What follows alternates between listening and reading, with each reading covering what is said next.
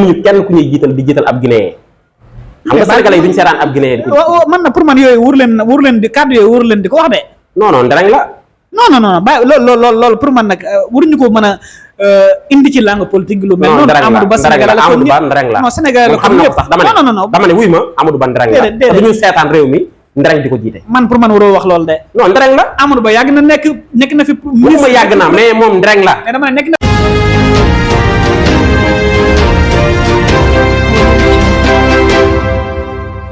mbokk yi ñuy topp ci suñu télévision IYAT TV am nañ mbégte nag dellusiwaat ak yéen tey jii ci waxtaan woo xam ne niñ koy faral di amale saa su ne di indi ay gan di waxtaan ak ñoom lépp itteel tolluwaayu réew mi waaye li ci gën a fës di wàllum politique tey nag ñoo am beneen gan di Baye Djily Guèye moom mooy coordinateur communal bu PRP mooy parti bi nga xam ne Déthié Fall moo ko jiite Déthié Fall di candidat ci élection yooyu ñu dëgmal ci weeru février bii di ñëw moom lañ fas yéene àndal waxtaan bi kay Baye Djily Guèye lépp itteel seen parti waaye itteel actualité politique loolu lañ fas yéene waxtaane Baye Djily ñu ngi lay nuyu bàyyi la nga nuyu ak ñu ñuy seetaan. waaw ñu ngi lay fay di am mbégte ak kontaante vraiment ci seen plateau bi nga xam ne fi ngeen di dalal di profité rek di nuyu waa réew mi ak waa bitim réew di am mbégte ak kontaante bu baax a baax a baax. jërëjëf Baye Djily maa ngi koy wax sànq yaa ngi bokk ci PRP di coordonnateur communal bi Déthié Fall nekk candidat ci élection présidentielle yi ñu jëm waaye nag dafa mel ne parti bi mën naa wax ne kenn déggu ko surtout au niveau local dans le département de Mbacké ci élection yoo xam ne lu yées 6 mois moo ci des fan ngeen nekk. parti bi kenn déggu ko waaw loolu moom boo ko waxee daf may xaw a jaaxal parce que département bu Mbacké kenn ku nekk xam na taxawaayam ci PRP jamono ji ñu nekk département bu Mbacké jamono ju nekk ñu ngi def ay activité dafa fekk ne nag maanaam dafa am ay activités yoo xam te ne danañ ko médiatiser am yoo xam te ne duñ ko médiatiser mais li nga xam te ne daal mooy lu leer mooy 16 communes yëpp PRP planté wu na fa ci département bu Mbacké mais nag dafa am stratégie boo xam te ne noonu la PRP di doxee kilifa yi nga xam te ne ñoo nekk ci kaw di ñu coordonné di ñu wax yoon bi nga xam te ne ci la ñuy jaar parce que PRP dafa wuute ak parti yu bari xëy na am na yu baree bari yoo xam si ne boo ko dee xool PRP doo ko fa gis parce que réew mi liñ gën a bëgg mooy di dugg ci yenn yi ak di dugg ci yenn détails yi ak di dal ci kaw ñenn ñi te ñun yorewuñ ñu noonu bu fekkee loolu mooy yëngu-yëngu politique moom PRP du doxe noonu waaw. élection yi tamit maa ngi koy wax sànq li dox suñu digg ak moom bariwul suñu ko waxee suñu xel dafay dem ci lu mel ne ay parrainage ak yu ni mel ndax yu mel noonu tamit yéen a ngi ci wàccaay daa mel ne li des ñu dugg sax bariwul ndax jàppale tamit bokk ngeen ci candidat yu nga xam ne loolu rek war dana leen gàllankoor pour ngeen bokk ci élection yi. waaw sant yàlla bu baax a baax a baax parce que xam nga ñun donte PRP ñaari at lay doog di am bu ñu sosee parti bi ak tey waaye man ñii di wax ak yow bokkoon naa si ñi nga xam ci ne ñoo sampoon Idriss Seck 2019 man Baye Djily département bu Mbacké man maa battre campagne 2019 Idi 2019 parrainage yi nga xam ne 2019 demee nañ ko man yu si bari man maa ko joxe xam nga leader. président mais nag parti réew mi donc bokkoon ak ñeneen de. parti réew mi dama ko bokkoon ak ñeneen. mais damaa bokkoon ci leader yi fa ëpp doole. non am na yeneen leader yu fa nekk ba tey am doole. muy kan ak kan. bari na Mafari Ndiaye mu nga fa. ñeneen ak ñeneen ñu nga fa. waaw bu ma waxal waxu Mafari Ndiaye campagne 2019. mais ñu nga fa. loolu wax naa ko 1000 fois. ñu nga fa Mafari Ndiaye mu nga fa. Mafari Ndiaye campagne mu nga fa. dama ne bul jël. dama ne li ma la wax lu leer naa ñu la Mafari Ndiaye ci télé laa nekk Mafari Ndiaye campagne 2019 boo ma laajee kan ak kan ñoo doon campagne 2019 Idi 2019 ñan ñoo porté woon combat bi fii si département bu Mbacké ma leeral la Mafari Ndiaye campagne 2019 ci dernier moment yi lay def caravane di wër si mbeddi Touba yi mais ñun ñoo wër si département bi 16 communes yëpp ñun ñoo ko dem kon ñun ñoo campagne. mais du yow donc xam nga Idi 2019. coalition bu yaatu bu fekkee xamoo. non xam naa kay dama xam moo tax ma lay wax Idi. en tout cas daal Idi 2019 man Baye Djily. coalition bi man man dama ne la Idi 2019 man Baye Djily si leader yi si ëpp doole laa bokk def naa si samay moyen campagne naa samay nit wateel na Idriss Seck te département bi li may wax rek du ma nangu benn leader bu ma fi ëpp doole.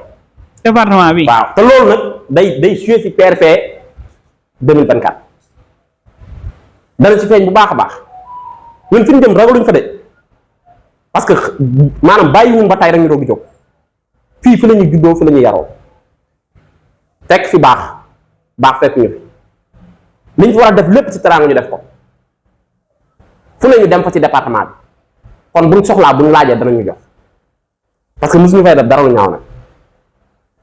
kon jàpp nga ne bokku leen ci ñi nga xam ne parrainage day gàllankoor seen candidat. dama ne li may mën a rassurer mooy département bu Mbacké danañ jox ay parrainage président Déthié Fall ba mu doy leer na. njort nga ne kon Mbacké rek war na mën a lijjanti wàllum parrainage pour candidature bi jàll. man na maa joxe 1 million parrainage. 1 million man waxuma la département bu Mbacké mais bu ma xoolee rek li nga xam te ne man liggéey naa ko si en tant que président toog tekki au niveau national nga xam ne fu nekk mën naa faa am parrainage yaa ngi dégg waxuma la département bu Mbacké rek mais man seul man na maa génn 1 million de parrainage parce que am na lu ma liggéey ci réew mi bul fàtte ne man maay président toog tekki au niveau national man Baye Djily sama siège nekk Louga ñun du ñu ay responsable pàccal dañoo liggéey ci réew mi de. département Mbacké yéen dong nekku leen fi de. ñun dong nekku ñu fi waaye dañ fay liggéey boo xam ne kenn liggéeyu. loolu ñeneen ñi buñ toogoon fi loolu la ñuy wax. xam nga parti bu mel ne. mais dama ne ku jàkkaarloo yow di wax dëgg ak ku jàkkaarloo yow di wax leneen xam nañ ne parti bu mel ne Pastef moom boo nee département Mbacké kenn ku ne xam ne ëpp ko fi doole yombul de. xam nga dafa am loo xam ci ne dañ lay jox rendez-vous ba 2024. ñun fii lañ dëkk fii lañ màggee fii lañ yaroo te bu ñu soxlaa danañ xam ne doomi département bu Mbacké dañoo soxla. département Mbacké daa bëri doom sëñ bi. waaw département Mbacké daa bëri doom mais dafa am ñu fi tekki dara am ñu fi tekkiwul dara département Mbacké dafa bari doom mais dafa am ñu fi tekki dara am ñu fi tekkiwul dara del xàmmee loolu buñ sañee toog ci plateau nañu doomu département bu Mbacké lañ dafa am rôle bu ñu fiy suyee bokk ci dëkk bi nag ñun buñ soxlaa dañuy xam ne doomu département bu Mbacké moo soxla 2024 dañuy jàppale président Déthié Fall pour fal ko mu génn premier tour te loolu yaakaaruñ ko ci ñenn ñu dul département bu Mbacké bii ñu siggil ñu ci kanam président Déthié Fall. nga yaakaar ne Déthié Fall moom Déthié ak turam notoriété maanaam xam gi ko waa département bi war a xam est-ce que am na sax ba nga. non Déthié kenn umpaleetu ko nag moo frère Déthié Fall Déthié dafa am lu mu liggéey ci réew mi nag.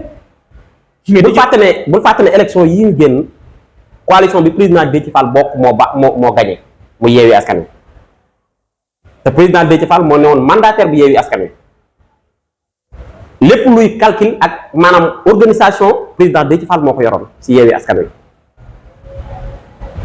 bokk ci leader yi nga xam te ne yin gënoon a bàyyi xel ci Yewwi Askan Wi te lu baax rek la fa def ba suñ jooni yàlla tey nii mu bokk ci ñi nga xam te ne Yewwi Askan Wi dañ koy tiitaroo leader yi nga xam te ne Yewwi dañ koy tiitaroo président Déthié Fall ci la bokk.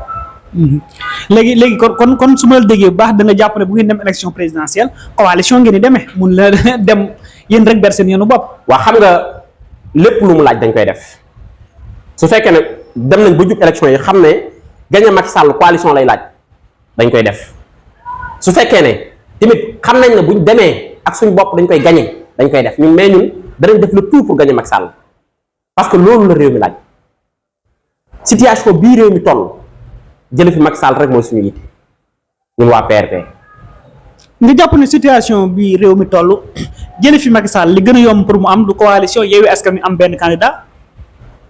li gën a yomb pour ñu jële fi Macky Sall. waaw est-ce que du mooy coalition Yewwi Askan Wi am benn candidat ngeen ànd ak moom yéen ñëpp. waaw xam nga loolu calcul lay laaj xam nga Yewwi Askan Wi.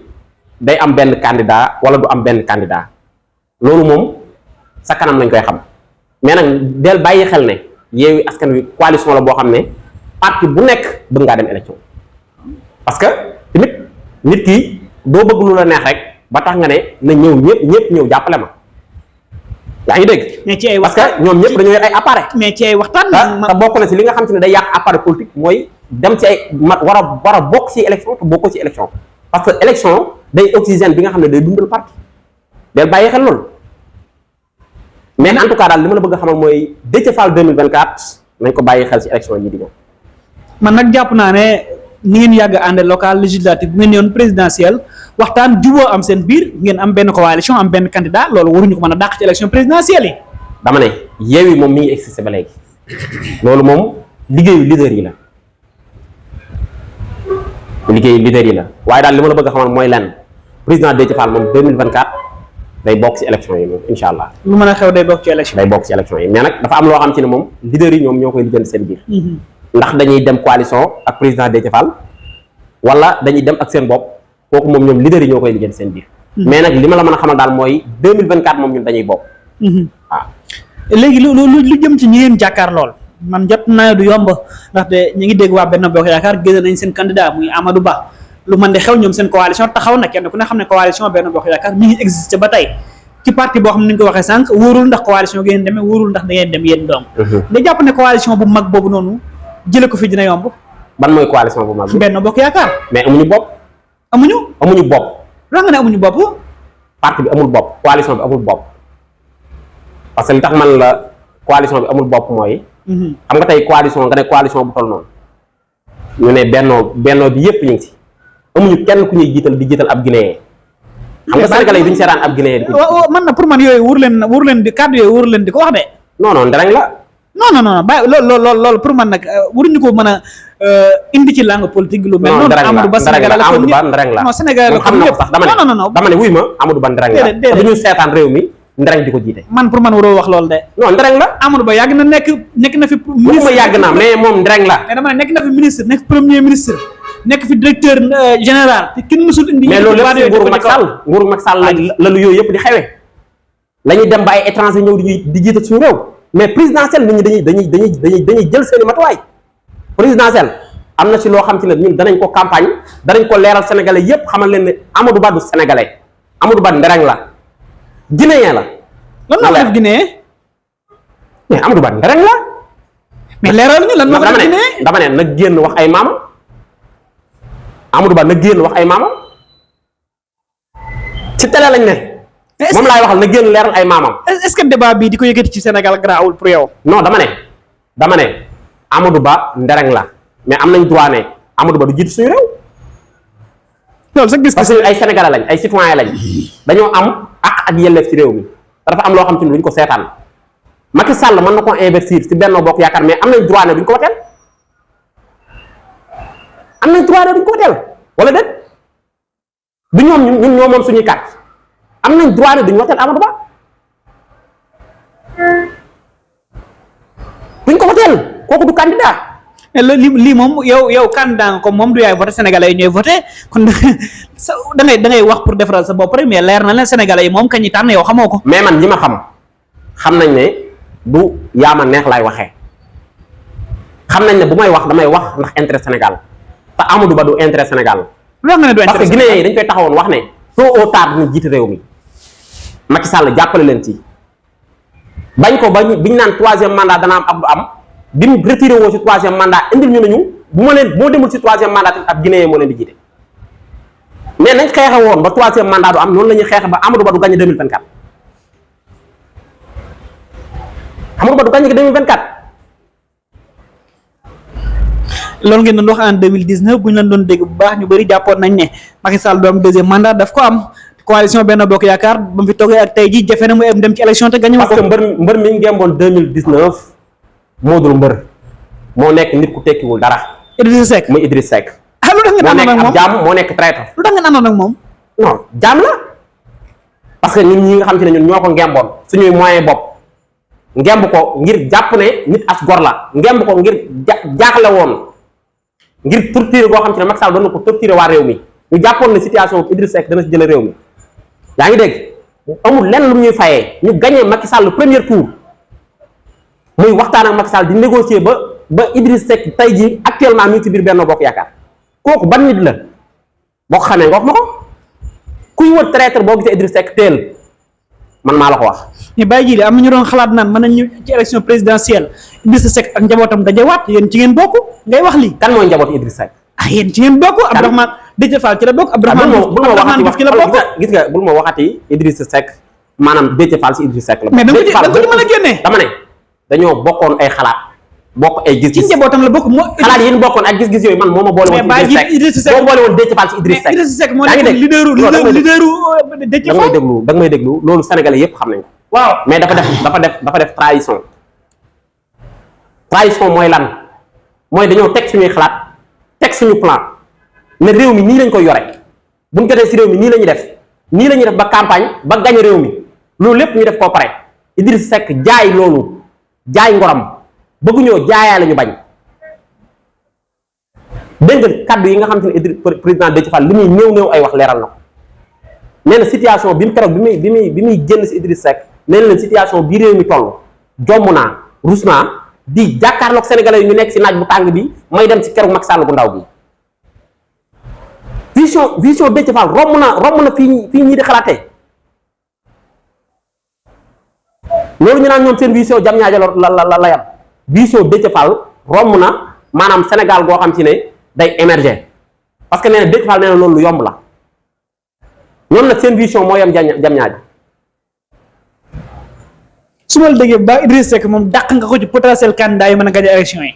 kooku du bokk parce que mi ngi biir Benno Bokk Yaakaar. mais bëgg a bokk moo tax mu génn fa. dama ne du bokk mi ngi si biir Benno Bokk Yaakaar ñoom ñëpp waa kër Macky Sall. kon Idriss Seck du doon candidat. non dama ne même bu nekkee candidat tamit ku koy wateel Idriss Seck yow da nga ko wateel yow. Sénégalais yi ñoo xam ku ñuy tànn nag. dama ne doo ko wateel. dama ne Sénégalais yi ñoo xam ku ñuy tànn mbedd mi yaa ngi dégg li ñuy wax xam nga ne Idriss Seck nit ñi pare nañ ci moom.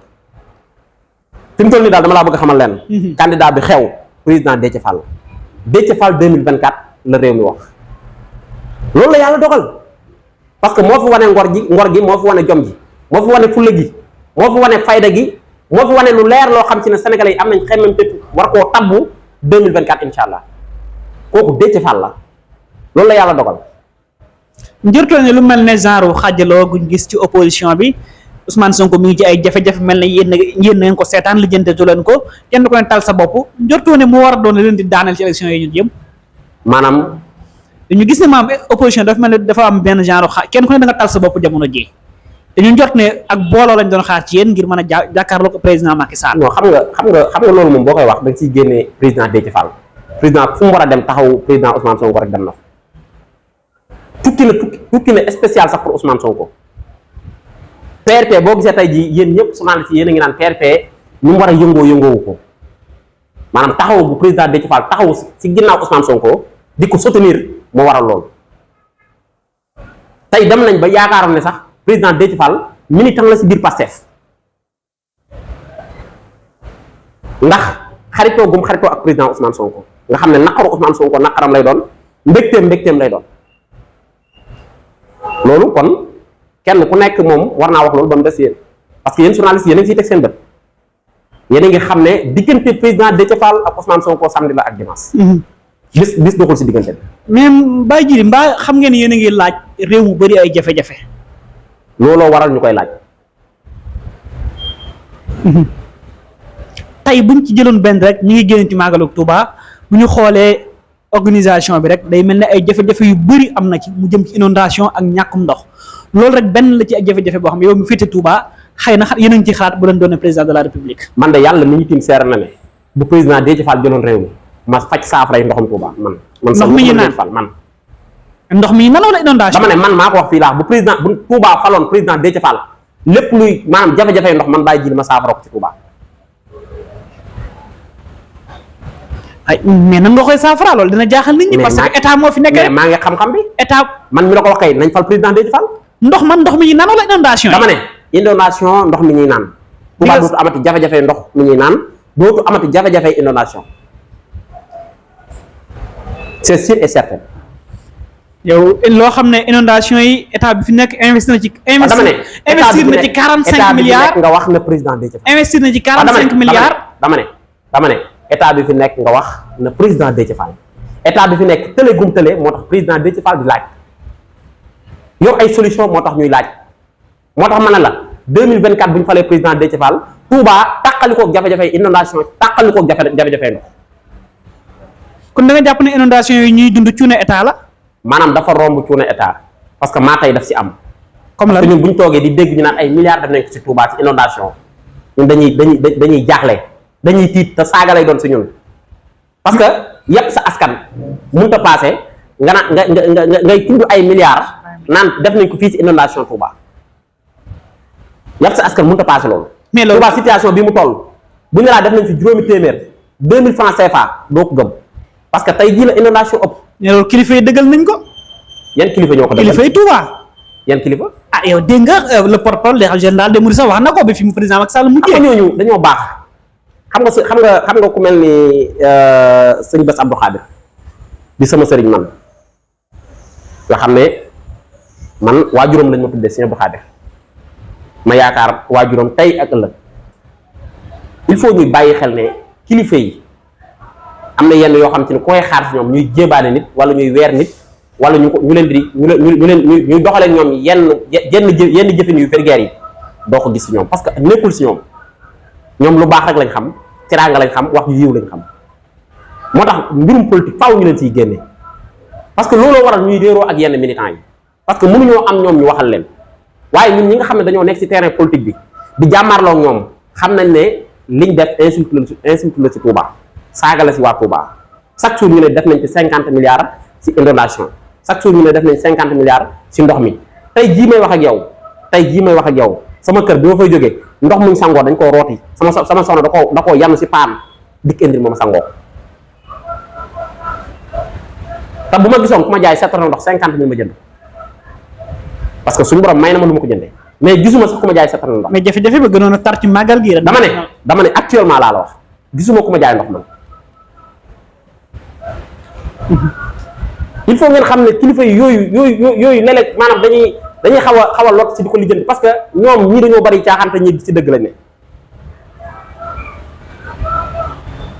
gouvernement bi dañoo bari caaxaan rawatina gouvernement Macky Sall bi parce que bari caaxaan mënut a passe situation bii Touba di dugg ban réew lañ nekk ba ndoxum naan mënoo ko am ban réew lañ nekk ba bu wisee wis ñaari toq ndox bu jógee si kaw asamaan si wàcc nit dootu amati fu mu jaar buntu mairie Touba day taa. mais mairie bi moom gis nañ nekk ONAS doon na fa liggéey lu am solo mais ay nit ñoo saboté ay canal yi ba saboté gi kenn jiitu ci Abdoulaye Ka parce que Abdoulaye Ka saboté gi mu saboté mooy xam nañ ne amul xam-xam mais dafa war na am grandeur xam ne amul xam-xam li ñu ko dénk mu delloo ko parce que mi ngi rey waa Touba mi ngi rey aw askan. man nag jàpp naa ne problème inondation yoonu Abdoulaye Ka nekku ci. dama ne inondation yoonu Abdoulaye Ka mi ngi si parce que mooy maire. mooy maire mais xam nga nag. maire nag amul doole inondation xam nga loolu. waaw déglu ma la mais moo war a yëglu yaa ngi dégg moo war a yëglu moo ci war a taxaw ba keroog état bi ñëw di ko fekk. mais xam nga ne inondation problème mu Touba état bi yëg na ko parce que. dama ne waxuma la inondation mais tey jii rek maanaam boo waxee si côté Abdoulaye Ka li ma lay wax na liggéeyu tey jii rek marché Ocass laa jógee.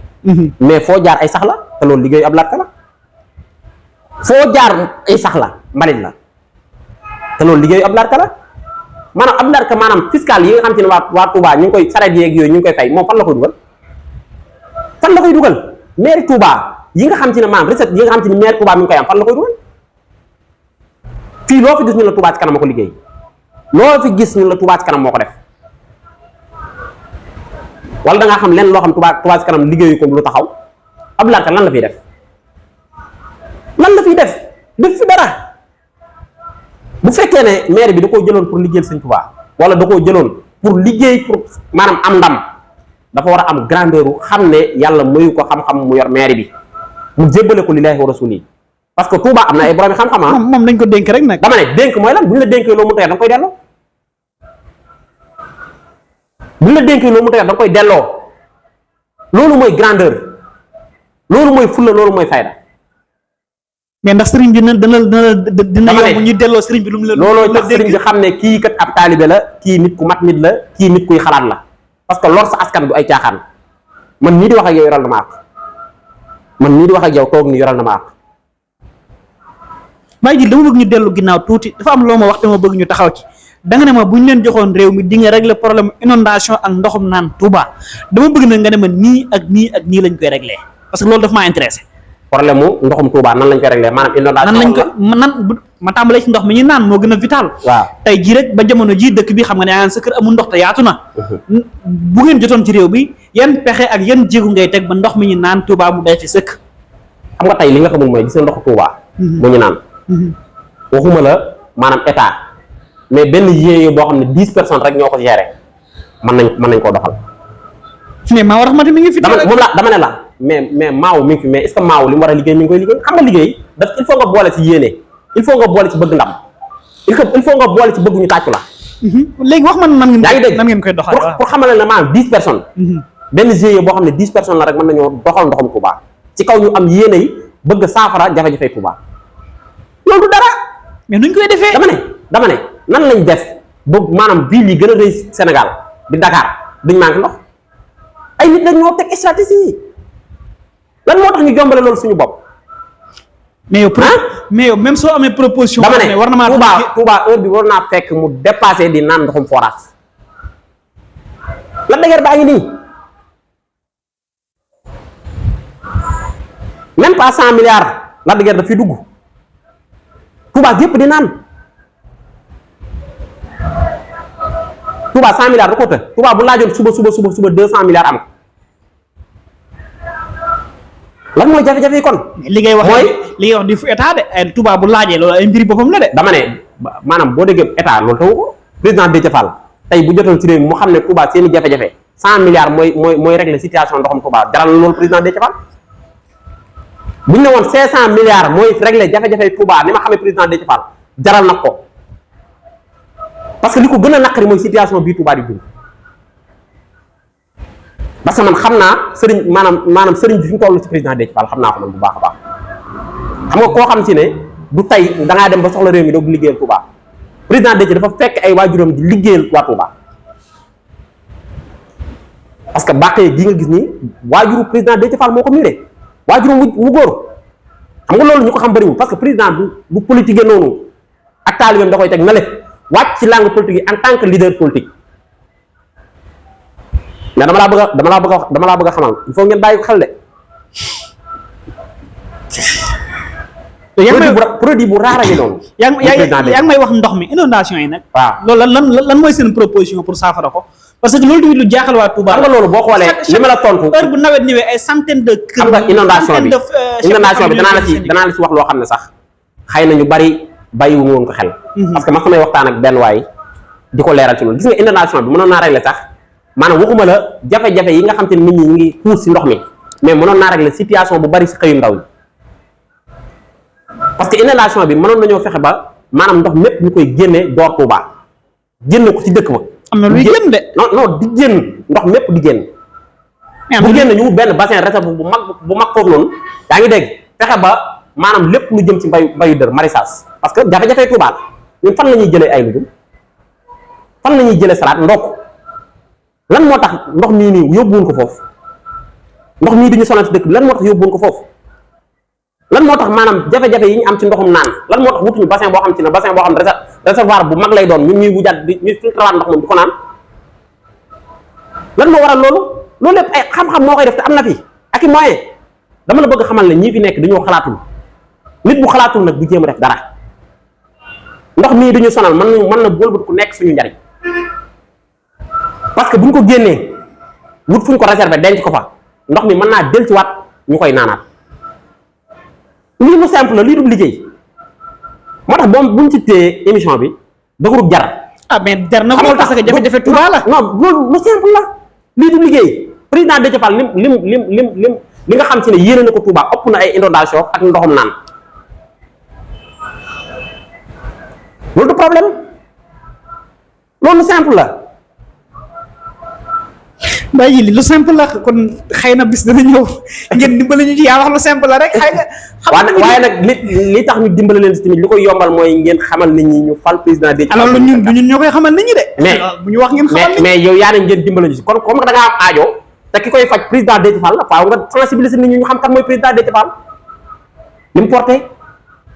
xam nga boo xaaree ba à 6 mois des élections nga naan nañ xam Déthié Fall. loolu moo lay wan rek sensibilisation loolu moo lay wan rek sensibilisation du doy xam nga nit ki mën nay dégg président Déthié Fall mais li mu porte dëgg ci ay njariñ ak i ressources yoo xam ci ne ëllëg mën na koo jariñ réew mi mën na koo umb mais tey ni nga jàkkaarloog man ma am lu ma la leeral ci moom yow man nga koo baaxee ñeneen loolu dara ay njariñ la amul journaliste la wala lii la. non man nekk ma fi di leeral kenn ci Déthié Fall nag loolu moo xam ne man du ma ko def Déthié Fall kenn la ci yow. mais da nga am complexe leeral li ci Déthié Fall. non parce que man loolu sa bàyyiwuñu fi ñu nekk quand même loolu bëgguma ñu taxaw ci sax mais loolu bàyyiwuñu fi bëgguma ñu taxaw ci yow jàpp nga ne réew mi fi mu toll ci koom-koom bu ñu xaar moo xam pétrole la wala gaz tey jii est-ce que sénégalais seen xel dana dal ñuy jël ku mel ne Déthié Fall di ko dénk loolu est-ce que tamit le président Macky Sall di wax mënuñu ko bàyyee ñoo xam ne xamuñu fu ñu ko jëmee xaaw ñoom ñu jël ko seen bopp.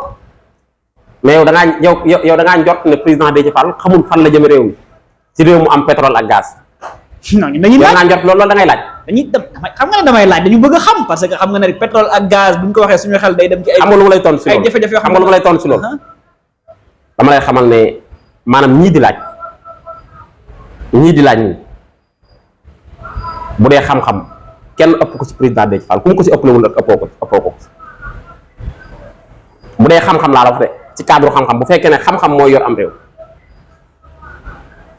yaa ngi dégg bu dee leader kenn gënu koo da nekk leader kenn gënu koo profil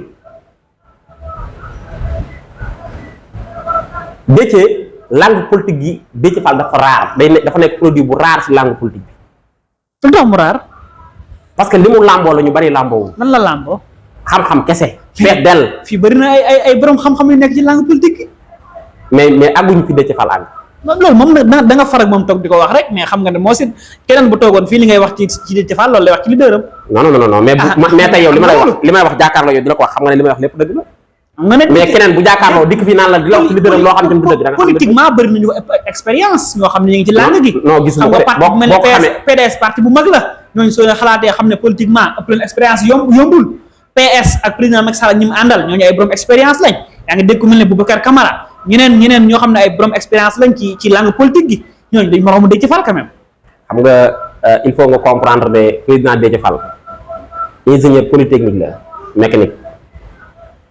loolu xam nga gars yi fii nag kenn ku ne am nga loo doon de.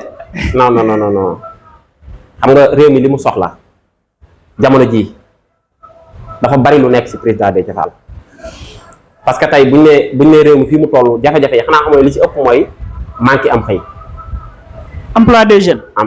da nga jot ne am ngeen xam-xam pour loolu ñu génn ci. loolu laay ñëw nii. yaa ngi dégg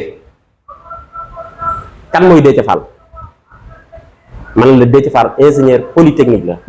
mécanique si ban fànn ñu ne la industrie lan mooy industrie mooy li nga xam ne bokk na ci li yokk économie réew. loolu kenn ku ne xam na ko. xam nga ko baax. loolu kenn ku ne xam na ko. loolu waral man la nag président Déthié Fall produit bu raar la ci langue politique bi. kon da nga jot waaw dégg ma loolu waral man la président Déthié Fall ku raar la ci langue politique bi parce que yow xam nga ne fii ñu toll actuellement Sénégal li mu gën a manqué mooy industrie. loolu kay fii ñu dëkk rek misaal lañ. Touba tey fi mu toll nii boo dee compter ñaata usines ñoo fi nekk doone lu mat 5 usines ñu ngi fi yoo xam ci ne ñi ngi dox normal te phase bii Touba toll nga xam ne Touba économiquement àgg na ci di maanaam fi mu dafa plafonné bari na ci commerçant yoo xam sax maanaam seen alal xajutul seen biir liggéey dama koy faral di wax ay commerçant yoo xam damay waxtaan ak ñoom nga xam ci ne leer na leen ne ñu ci bari maanaam dañ leen war a yee ci lan mooy entreprise tamit ñu jëme leen ci wàllu industrie ñu taxawal ay usines yoo xam ci ne ndaw ñi danañ ci mën a xëy ëllëg ndaw ñi ñu ci bari bu boobaa bu président Déthié Fall faloo ñu ci bari yàlla dana leen dimbali ñu amum xëy. mais ndaw ñooñu dafa mel parce que plan président Déthié Fall li ci jiitu mooy saafara xëyu ndaw ñi parce que xam-xamam ci côté boobu la màcc. xam nga lii nga ñuy wax ni président Macky Sall waxoon nañu ko nañu woon dañuy dig ay 100 000 emplois lu ko ëpp tey ji ñu gis ndaw ñi jël géej gii dem. xam nga Déthié xam nga président Macky Sall bu la ko diggee mën nga ko bañ a gëm parce que xam-xamam. mën naa bañ a màcc ci côté boobu. buñ xoolee dañuy mais tey fi mu toll bu la ko président Déthié Fall diggee nga ne kan mooy Déthié Fall ñun la Déthié Fall mi ngi NMA fan si NMA nga ne ñun la moo nekk directeur bu NMA NMA bokk si usines yi fi ëpp puissance jamono ji parce que am na benn émission rek yaa ngi koy déglu muy wax ne bi muy ñëw fi mu fekk fëriñ ak tey fi fëriñ nekk te bokk na ci borom xam-xam yi njëkk xalaat ci loolu te bi ñu koy proposé ñu bari dañ ne mënta nekk kooku bu la tey bu ne laa bu ma jotee réew mi danaa fexe ba rek li xëyum ndaw ñi ndaw ñëpp war nañu am confiance ci kooku. kon njort nga ne ak moom wàllum. loolu domaine am la. immigration clandestine. loolu nag mooy réew. géej gi li muy rey. xam nga réew mooy lan fexeel ba ndaw ñëpp di xëy duñu am stress parce que stress si la stress social bi maanaam problème yi dépasse beeg jafe-jafe yeeg xëy sa yaay am ordonnance ak say doom am ordonnance yooyu yëpp doo ko mën a faj si foofu lay jógee mais gis nga bu mu fexee ba ndaw ñëpp bu ñu xëyee am fu ñu jëm Sénégal doo jógee si dynamique bi mu nekk booy woote manifestation sax doo gis ku la tontu parce que ki ngay woo manifestation ci loo koy woo xam nga lu tax Macky Sall bu ñu wootee àll bépp maanaam dëkk bépp fees. nit ñi dañoo amul fu ñu jëm jaaxle bari ay problème léegi ñëpp dañ naan état bi moo ñu ko teg mais bu ñu fexee ba kenn amul benn problème booy woyaale dul xëy gont weer dee ñu jot sa salaire sa compte kooku yan jafe-jafe lay am boo feebaree faju yan jafe-jafe ngay am loolu nag le président Déthié Fall bëgg a planter si réew mi. Baye Djily daa mel ne li ñu cëraloon ci waxtu daa jeex. waxtaan moo xam naa xaajul bay doy sax parce que li ñu war a wax bari na mais dañuy tënku ci waxtu bi moo tax dañ lay bàyyi rek nga tàggoo après xam naa li ci des daañu amaat beneen jotaay eggale ko. waa tàggoo bi moom lii rek la mooy gën a sensibiliser nit ñi gën a yee nit ñi ñu xam kan mooy président Déthié Fall gën a yee nit ñi tamit ñu waajal 2024 xam na ay élection du lu ndaw si am réew na nit ñi gën a maanaam fëgg seen carte te téye ko bu baax a baax te xool candidat yi bu baax a baax te bàyyi xel président Déthié Fall parce que situation bii réew mi toll actuellement fii ñu toll bu te gii réew mi toll président Déthié Fall rek moo ko ci mën a génne kon nag na ndaw ñu waaj na papa yi waaj na nijaay yi waaj ñu fal président Déthié Fall 2024 may sant ñëpp di gërëm ñëpp di sant waa réew mi ak waa bitim réew di am mbégte ak kontaante si seen plateau bi ngeen ma dalal di leen ñaanal kër gi màgg moom itam ba nga xam ne xibaar yi département bi yëpp danañ ko mën a jàllale incha allah. jërëjëf Baye Djily Guèye moom mooy coordonnateur communal bu parti bi di PRP di parti Déthié Fall fii ci diwaan bu Touba moom la ñu waxtaanal tey lépp itteel seen parti waaye itteel réew mi dégg ngeen point yu fasantikoo yi ak li nga xam ne moom la ci joxe comme xalaatam kon ñu ngi koy sant di la gërëm Baye Djily di sant di gërëm mboolem ñi nga xam ne ñooñ doon topp ci IYAT TV joxante ak ñoom dig daje ëllëg ci beneen waxtaan incha allah.